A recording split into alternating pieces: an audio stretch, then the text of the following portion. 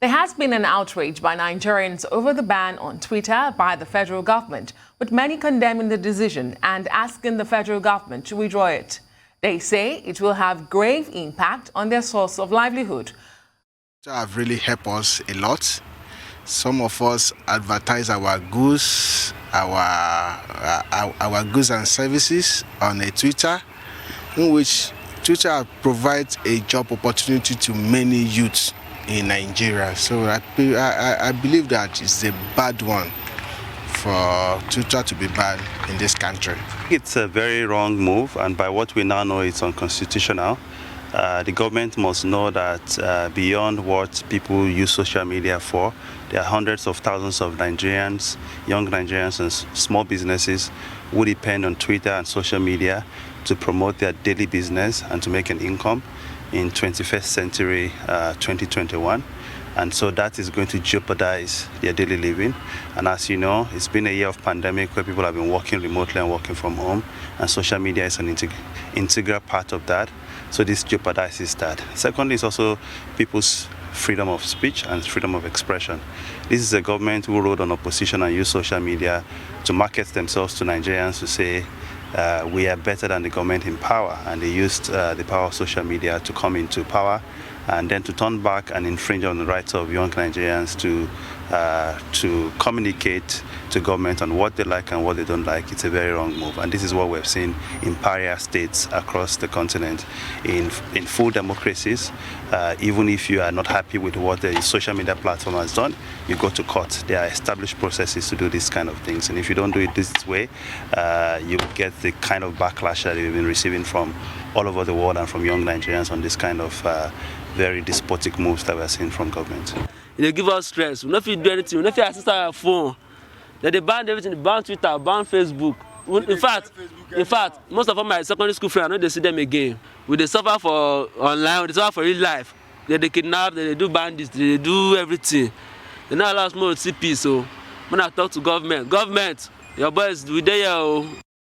A cross-section of Nigerians expressing their views there. Well, joining us now from our Abuja studios to weigh in on the Twitter ban is Japhet Omojuwa. Great to have you on the show, Japhet.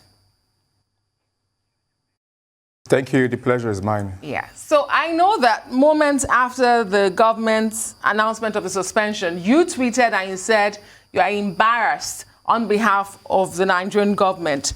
Yesterday, we saw the presidential spokesperson, Garba Shehu, release a statement saying that the suspension is temporary. He also said that it's not because of the removal of the president's tweet, but because of a litany of problems associated with Twitter, including spreading misinformation and fake news. Does this make the situation any better? What are your thoughts? Nothing makes the situation any better, and I think Mr. Garba Shehu embarrasses himself when he comes out to make statements like that, because it sounds like he doesn't have respect for the Nigerian people. I agree that the government actually does have a reason to have issues with Twitter. For instance, I don't think that Twitter should allow some of the tweets that are being posted by someone like Nnamdi Kanu. So that's a genuine reason for the government to have issues with Twitter. And the government should have taken it directly with Twitter. Twitter is a bona fide organization. It's a corporate organization. You can reach out to them, whether directly or through the diplomatic mission, the U.S. diplomatic mission in Nigeria.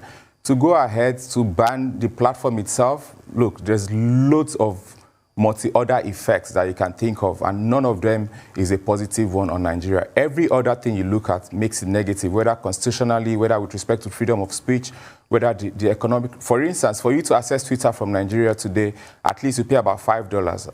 I pay about $15 for my own platform. So if 1 million Nigerians are paying that amount of money for VPN, that's some $5 million, $10 million for accessing social media. That's not the kind of thing we want to do in the 21st century.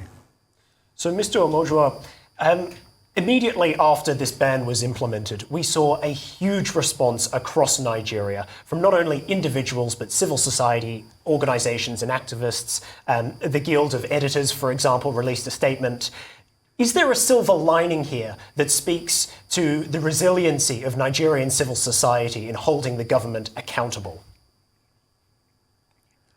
I'm tired of resilience. I'm tired of resilience. We don't have to keep wasting our energy on stuff like this when we have basic development issues to deal with. Why should we be using our resilience to fight for our right to speak, to engage the rest of the world, to do what would be normal in a sane society? Look at the countries Nigeria is queuing with on this Twitter ban. China, Iran, Turkey, Iran, Turkmenistan, North Korea. These are not the kind of countries. If we want to line up with China, let's line up with China with respect to infrastructural development, with respect to lifting people out of poverty. China has almost erased poverty in the entire country. Not queue up with China when it comes to abuse of human rights. So I appreciate the resilience of civil society. I appreciate the resilience of Nigerians. But I think people would rather use that resilience for more productive things rather than for things that we should take for granted.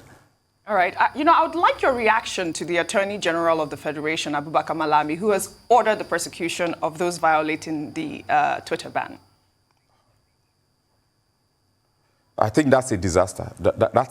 I'm not a lawyer, but I'm actually embarrassed on his behalf that he doesn't even understand that the Constitution makes that act illegal. First of all, if you decided to even try to criminalize Twitter and made that a law, that law itself would be illegal. Then second of all, in the Nigerian Constitution, there is no part of it, there's no Nigerian law beyond the Constitution. There's no Nigerian law or Constitution that makes posting things on social media a criminal offense. There is no law that makes using VPN a criminal offense. But even if we were to wake up this morning, gather the National Assembly together and actually make a law like that, it would be an illegal law. So I'm actually embarrassed on behalf of the Attorney General of the Federation because I'm not a lawyer and I know that that's totally wrong. It's illogical. Even if Nigeria was an illogical simulation, there should be times that we should see that and say, okay, on this one, let's use logic. It's unfortunate. Well, even though the government says this had nothing to do with removal of the president's tweet, some would say that is where perhaps this started from. Others will backdate it to the NSAS protests in October 2020. But let me ask you, because every day there is abusive language on Twitter, do you think that the removal of the president's tweet had to do with the fact that Twitter, understands and realizes that this is a president of the largest nation on the continent, and they appreciate that that office as a president has a lot of influence and is strategic? Do you think it had anything to do with that? Because there's abusive language on Twitter every day. First of all, the world does not evolve or revolve around the ego of Nigeria's president. Even Nigeria doesn't revolve around Nigeria's president's ego.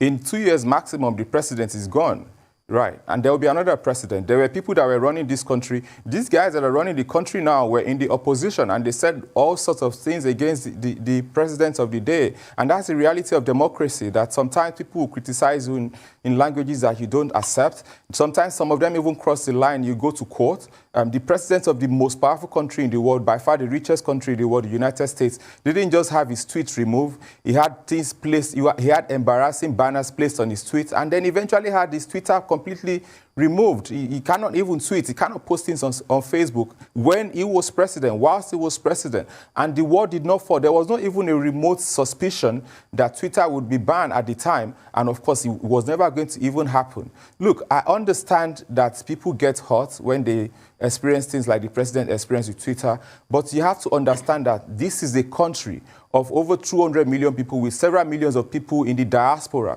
And when you take decisions like this, you must think beyond the direct intention that you're taking the decision for. You must understand that there are second-order effects of every decision when it comes to running. Even if it was a country of 500,000 people, let alone a country of 200 million people, people's businesses have been affected. For the first time since the beginning, since they started communicating COVID information, the NCDC could not communicate yesterday because, of course, if they had done that, it would have meant that they were breaking the order of their own government. Everything around this issue is embarrassing.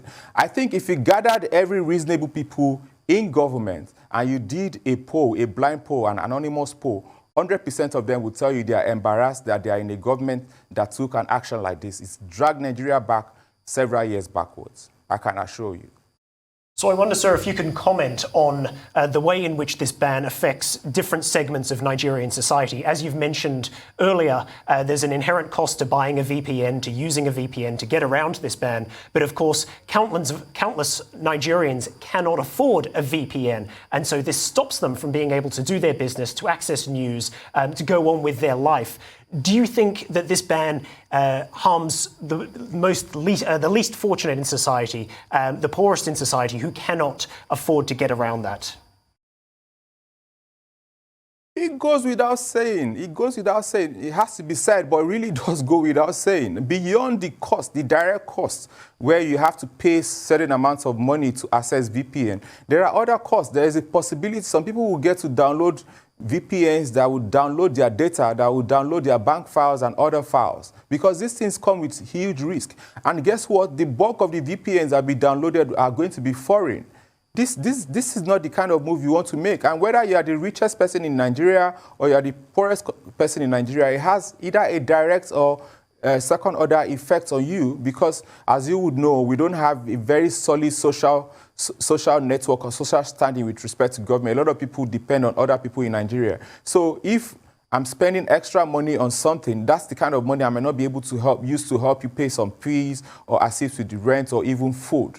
Right. So it really does go without saying. Look, this is something that should have been reversed. First of all, it should never have happened. It should never have even been thought of. And the fact that it has happened already should have been reversed immediately. We have countries releasing statements. We have countries coming together to release statements, even directly mentioning the possible effects on investors. And that's true. If you were not a Nigerian and you were looking to invest in Nigeria and you saw the government take an action like that, I assure you, you wouldn't want to bring your dollar here. Before you start to look at all the other reasons why you don't want to invest in Nigeria, with the courts being shut down and all the hypotheses of the realities of the inefficiencies of government in Nigeria, then you go ahead to take a decision like that. I don't think anyone... So there is this other thing that those that are in government often think that they are the most patriotic Nigerians. And it happened years after years, government after government. But if they remove themselves from the bubble and the delusion of power, they'll realize that actually that's not true.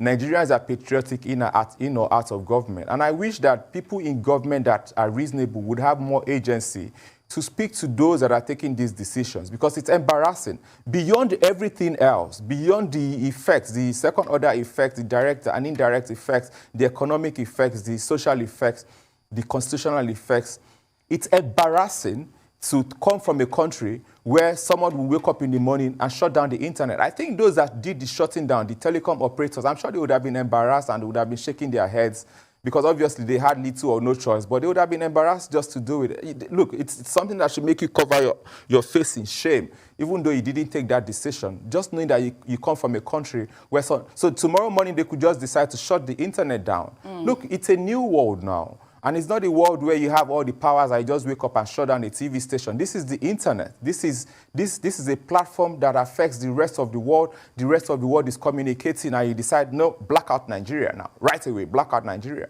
They need to understand that government goes beyond your ego. It goes beyond your personal issues. It's government. It's people that you like and people that you don't like. It's good and bad people. It's everyone's interest right there. So whatever decision you take, you must think beyond the direct effect. You must think of the unintended consequences. You must think of the second order, multi-order effects, and then ask yourself, should you take this decision? The benefits of whatever benefit they think might come out of this decision cannot stand beside the cost of this decision. And like I said, the government has a reason to feel that Twitter could have done more to remove some messages, some hate messages, but you could have engaged Twitter. You don't punish Nigerians for the action of Twitter as an institution. Nobody does something like it. Even if Nigeria was an illogical simulation, this one would have been even out of line in terms of being illogical. Right. You know that the federal government has also directed the National Broadcasting Commission to immediately commence the process of licensing all over top media, YouTube, Netflix, and other streaming platforms, as well as social media operations.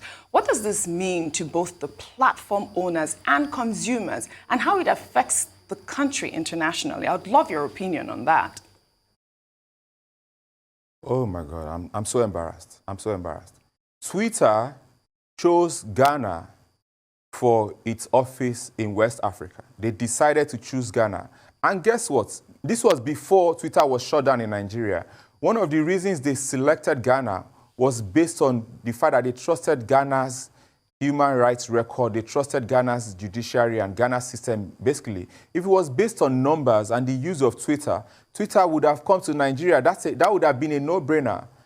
And a decision like this has further made it difficult for Nigeria to attract not just platforms that I've mentioned that the NBC should register, but just businesses generally. Look, gather Nigerians together, do an anonymous poll and ask them, if you were not a Nigerian, how likely are you to come invest your money in this country? Beyond, look, even if you isolate all the other challenges we have, decisions like this, there are certain decisions that they don't immediately have an impact on businesses and investor confidence and the likes. But decisions like this, their impact is boom, they are immediate. These are the kind of decisions you don't want to even remotely imagine, let alone take. And the government should immediately be looking to reverse it right away. Like right now, it should never have happened. It should have been stopped yesterday. The next time to stop it is right now, because there is nothing good can come out of this. There is no good thing that can come out. Engage Twitter directly. Twitter has an office. Twitter is not a secret organization. They have an office. They have phone numbers. They have addresses. They have heads. They have people that are managing communications. Engage them directly. Have conversations with them. They are reasonable people. Let them understand the effects and the cost of some of the tweets that you're seeing and some people that they are allowing to use their platform, right? And they would engage you and you can arrive at a position. But to put Nigeria in such an embarrassing and disgraceful position, it's uncalled for. If these guys were out of government, they would have been speaking the loudest, much more louder than anyone has been speaking since this thing happened. Now they are in government, their heads are in a bubble, and they can't even see it. But if you cannot see it, at least you can hear from people. Even people that are members of their party are tweeting and are saying, no, this is embarrassing. If you find anyone that supports this, these are the kind of people you should not listen to. Because if you were murdering yourself, if you were killing people in numbers, they will still be supporting you. Those are not the kind of people you want to trust their opinion. People you want to trust their opinion are the kind of people that tell you the truth, irrespective of whose ox is gold, considering the fact that power by itself is a bubble and the privilege of power sort of removes you from reality. You have to go out of your way when you're in power to ensure that you're constantly connected to the reality of the people you're governing. So if you guys gather yourselves together and nobody is able to say, nah, this is wrong, you've got a problem. Big problem. And that brings me to my next question. Speaking about those who support this ban, because the reactions have been mixed, although if you put it in a scale, those who are against it are definitely more. Reactions have not been mixed, I'm sorry. Well, there are those who have been supporting this temporary ban. There are people who are supporting it. And I'm asking because it's not just here in Nigeria we've seen such reactions. They worry about the platform's power to oust whoever they deem dangerous in their community. So how does the social media platform strike a balance between censorship and free speech? Also, you talked about resilience earlier. Nigerians have found a way around this, talking about VPN, they're making jest of the government. Do you think we've seen the last of it? And I'm asking this because in recent times we've seen attempts by government in Nigeria to regulate the social media. First of all, let me say that reactions have not been missed. That's I refuse to accept that. You can't, look, no matter what decision a government takes, you will always find people that will defend it. But there's been a consensus against this. So if 1, 2, 3% of the people are saying this is good, this is okay, you've got to look at the big picture. And you cannot say that big picture is mixed. That big picture it's a resounding no. You should never do this. I do hope that this will never happen. I do hope and pray and expect that this will never happen because this is embarrassing. That could not be said. You know, I could say that 1,000,000 times and I still wouldn't have even captured what I feel. The other thing is there's an ongoing debate on the power of the platforms and, you know, around free speech and whether they have too much power. And I think that debate is part of the reality of democracy, right? It's part of the conversations that happen in democracies. Any democracy where people cannot have a conversation of what they agree or disagree without someone saying, oh, remove the plug, that's not a democracy. That's a simulation. That's a pretense at democracy. Democracies by nature debate. The most resilient democracy in the world, I would say, is the US democracy. And as we speak, people are still fighting for the right to vote the right way. People are still fighting against gerrymandering. People are still fighting against collusion and things like that and lobbying. So the reality of democracy is that there will always be debates. There are people that disagree and agree, but there are certain things that you should not do. You should not move the goalposts on account of the fact that the game is going against you. You play the game, you lose, you win. At the end of the game, you can start having conversations about the rules of the game and how to play it the right way. What we're doing right now, what the government is doing right now, is removing the goalpost and, throwing everything out the window and saying, no, we're not doing it again. That's not how democracy works. Democracy allows for conversations. And again, I would say there's lots of conversations, ongoing conversations around the power of the platforms. What is free speech? What is hate speech? How do you define these things? And it's human nature for us to not always agree all the time. But it's not human nature, I think. It's not human nature to say, shut up, don't talk again, just because you disagree with how I talk or what I say. And, there are legal means to address things around defamation and, libel and all their appurtenances. But it does not include telling me I should shut up when I have my freedom to. So, Mr. Omojuwa, as you say, there are a variety of different conversations going on, both here in Nigeria as well as in the United States, as well as in Europe, about the power of social media and the power of the state. From your perspective, what's the compromise? Should there be a compromise? What do you think should be the balance between the power of the state and the power of social media? The balance already exists. The balance already exists. The state registers social media platforms, right? They pay taxes. There are certain rules they must abide by. There are certain things Twitter cannot do on account of being a corporate organization in the United States. There are certain things YouTube cannot do, Google and the likes, as powerful as they are. The powers already exist. And there are certain things you cannot do even if you are the president of the United States, on Twitter, on Facebook. We are a human community. We are a global community of humans. And there are certain lines you must not cross as a human being. And when you cross it, whether that thing is even against the law or not against the law, people will tell you, now, this is not normal. This is anti-norm. That's where abnormal comes from. And even if that thing is not in any law, you would know that now, look at what the last president of the US did, President Donald Trump. A lot of the things he did were not against the law, but they were abnormal. And he was treated as such.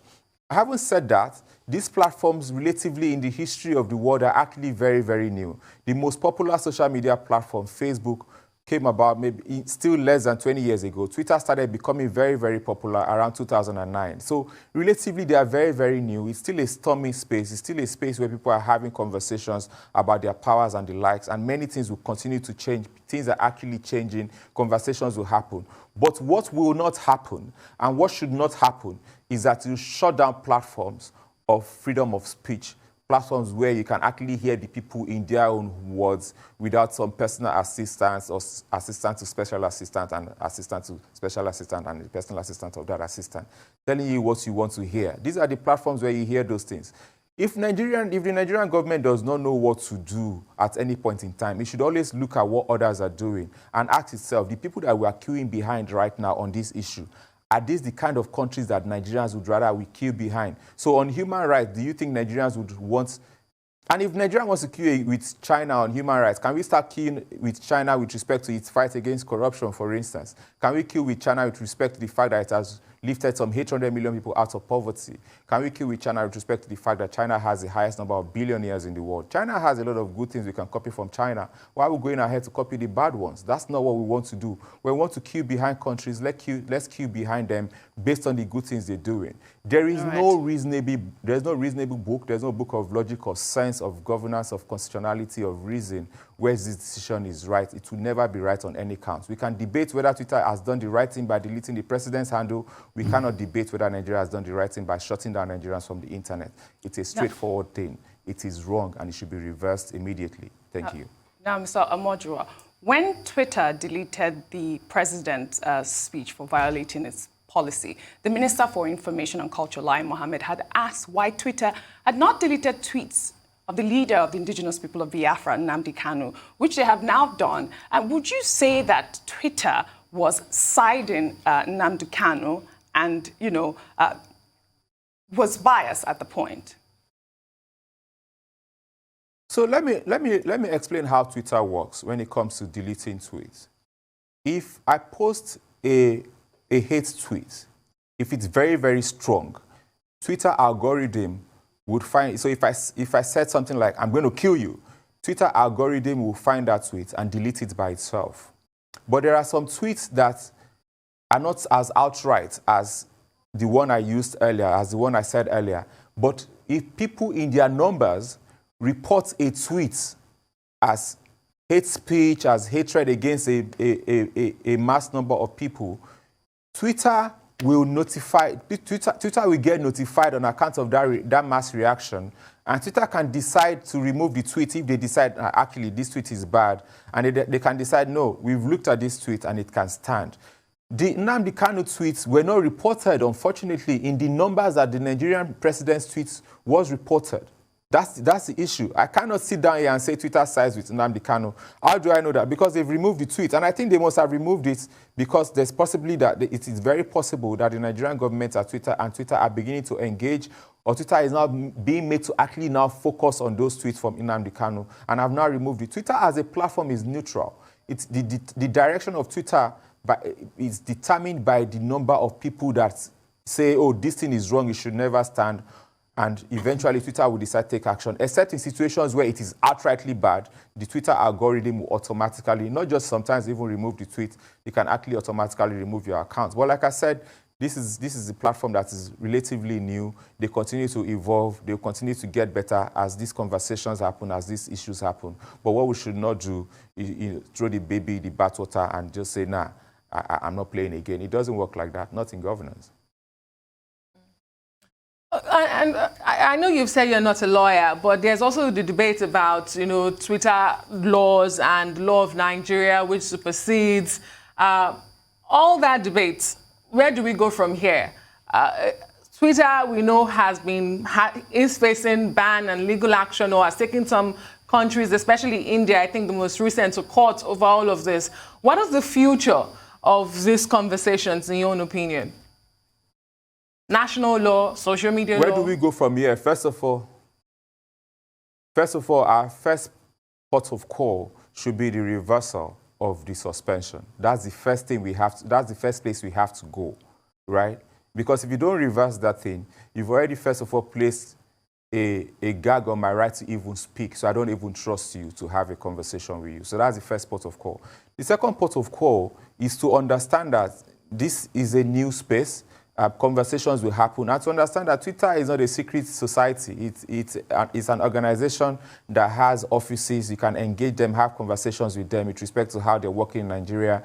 There are lots of platforms that before they go to China, they actually have conversations with the Chinese government, and they tell them, look, this is the reality of our country. We are not the United States. And they find a balance. By the way, China can afford that because China is a the economy of China is trillions of dollars. Their GDP is several times, at least 5-10 times that of the GDP per capita is, 5-10 times that of Nigeria. The kind of money China spends on infrastructure, on one single bridge, Nigeria does not even spend on education. So let's understand that we are a small country, but we are a proud country, and we don't want to run this country like just a small country that we can do anything anyhow and nobody cares. Nigeria is a big country. Whatever we do has an impact, not just on the rest of the world, specifically on the perception of governance in Africa. And we must do so with the understanding that whilst I don't think that infrastructurally and in many ways we are actually the giant of Africa, by virtue of our population, by virtue of our history, we are a giant of this continent, and we must take decisions that are in the benefit of everyone, especially the Nigerian people.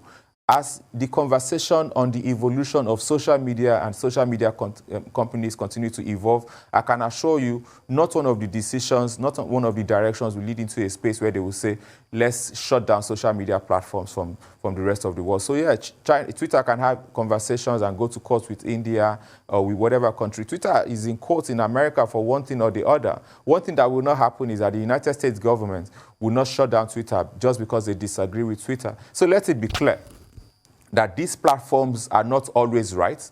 They will not always be right. Nobody is always right. Nobody will always be right. But there are certain things you should not do. You should not, like I'm having a conversation with you, you should not have the powers, even if you have the powers to shut me out, you should not shut me out on account of my opinion, if that opinion is not encroaching on your right of free speech, your right of freedom, or it's not a hate speech on anyone. So this TV station, for instance, you guys have the power to shut me down. You can immediately, remove me from air right now. But you should not do it because you disagree with what I'm saying. You should do it because if I start to use words that are not permissible on air, and not on account of what the government says is permissible, just on account of norms, on account of human values and respect. But when you start to do it because you disagree with how I'm doing things, you're not putting yourself as a platform that should be trusted, and that's the difference. That's the difference between how Nigeria has treated Twitter and how the countries that we respect, countries with very strong democracies are doing it. Countries that are paying attention and are very interested in how their citizens are perceived abroad and at home, that are very intentional about the freedom of speech in their country and their constitution, are countries that are very understanding of the fact that when you take decisions like this, they have second-order effects on your perception as a country, on investment, foreign direct investment. You cannot be having a conversation about the ease of doing business and taking decisions like this. I cannot begin to imagine how those that are running the Office of Ease of Doing Business would be scratching their heads, because you're trying to build this thing, you're doing it step by step. It takes a lot of work to actually develop confidence and show the world that your country is a country that you have to start paying attention to, that it's easy for them to do business. It takes a lot of work, every day grinding, brick upon brick, mortar upon mortar, to build these things. To now decide to take a decision like this sort of just, takes the entire house down. Well, thank you very much, Mr. Omojuwa. We need to do better as a country. Thank you so much, Mr. Omojuwa. Twitter has promised Nigerians access on a new platform, and I look forward to seeing your comments on that new platform.